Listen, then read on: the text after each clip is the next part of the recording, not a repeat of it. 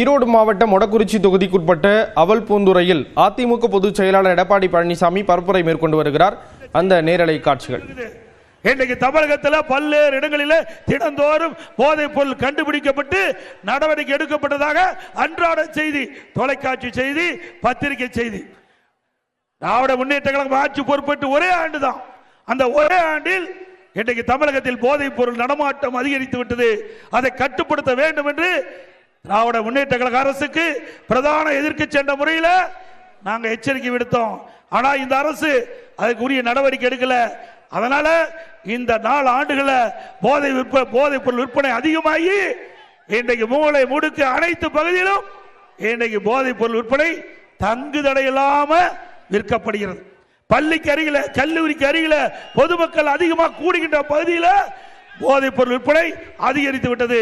இதனால் மாணவர்கள், இளைஞர்கள், பொதுமக்கள் இந்த கஞ்சாவுக்கு அடிமையாகி சீரழியக்கூடிய நிலை தமிழகத்தில் ஏற்பட்டிருக்கிறது.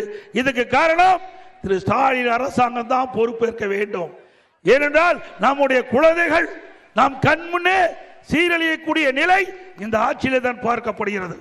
ஆனால் இன்றைக்கு நாங்கள் சொல்லும்போதெல்லாம், நாங்கள் சொன்ன போதெல்லாம் திரு ஸ்டாலின் அவர்கள் அதை கண்டுகொள்ளவில்லை.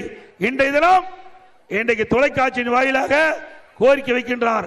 இளைஞர்களே, போதையின் பாதையில் செல்லாதீர்கள் என்று முதலமைச்சர் தொலைக்காட்சியின் வாயிலாக இன்றைக்கு கோரிக்கை வைக்கின்றார்.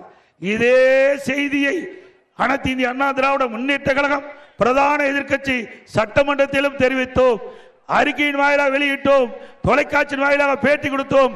அப்பொழுதே இந்த முதலமைச்சர் உரிய நடவடிக்கை எடுக்கப்பட்டிருந்தால் நம்முடைய குழந்தை செல்வங்களை காப்பாற்றிருக்கலாம். அதையெல்லாம் விட்டுவிட்டு போதைக்கு அடிமையாகி சீரழிந்து போய் நிற்க இடமில்லாமல் இன்றைக்கு தடுமாறி கொண்டிருக்கின்ற அந்த போதை ஆசாமிகள் இன்றைக்கு முதலமைச்சருக்கு நானோதை வந்து போதையின் பாதையில் செல்லாதீர்கள் என்று குறிப்பிடுகிறார்.